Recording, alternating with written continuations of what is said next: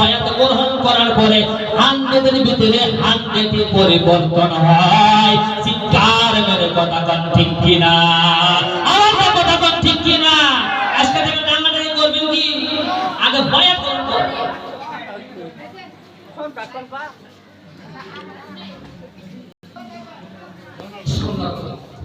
মান আহাব্বা সুন্নতি ফাকাদ আহাব্বানি ওয়া মান আহাব্বানি কানা মাইয়া জান্নাহ।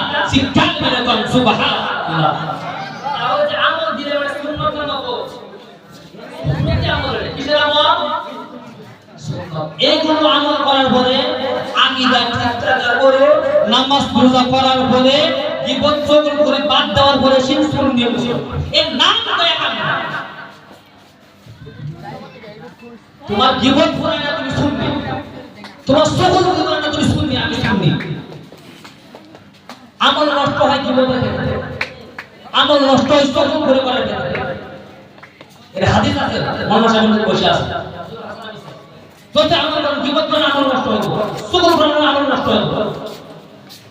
আমি নিজে নামাজ আমল ঠিক নাই, আমার একজন নিজে বায়াত করেন আর একজন বায়াত করেন।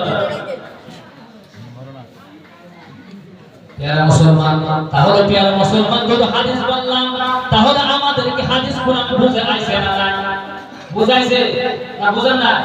আবার কাইলে বলছে আদর দর বসে বলতে মাত্র হজবাস করে গেছে, কিছুই বুঝি আমি তো লোকজন বলাইছে একটা একটা শব্দ একটা একটা কথা বুঝাই দিছে। প্যারা মুসলমান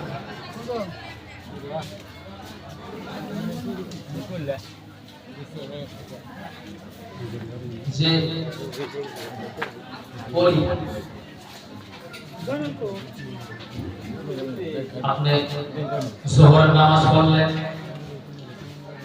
আপনি আসরের নামাজ পড়লেন, মাগরিবের নামাজ পড়লেন, ফজরের নামাজ পড়লেন। প্রিয় মুসলমান, ও বাবারে, ইন্না সালাতা তানহা আনিল ফাহশাই ওয়াল মুনকার। আল্লাহ তাবারক ওয়া তাআলা বলেন নামাজ পড়লে ফাহিশা কাজ দূর হয়ে যায়, ফাহিশা কাজ থেকে আমরা বিরত থাকবো। প্রিয় মুসলমান, নামাজ পড়লাম, সুবহ বলে সারলাম না, নামাজ পড়লাম প্রিয় মুসলমান, বায়াত গ্রহণ করলাম না প্রিয় মুসলমান, নামাজ পড়লাম কিবত করলাম না, নামাজ পড়লাম গরিবদেরকে মহব্বত করলাম না, নামাজ পড়লাম ঘুষ ছাড়লাম না, নামাজ পড়লাম সুদ ছাড়লাম না প্রিয় মুসলমান, এরকম নামাজ আল্লাহর দরবারে অ্যাকসেপ্ট হবে না। প্রিয় মুসলমান, দলিল কি? ইন্নাস সালাতা তানহা আনিল ফাহশাই ওয়াল মুনকার। প্রিয় মুসলমান বাবারে, এরকম নামাজ পড়তে হবে যে নামাজ আল্লাহর ওলিকে পাওয়া যায়, আল্লাহ রাসূলের মহব্বত পাওয়া যায়।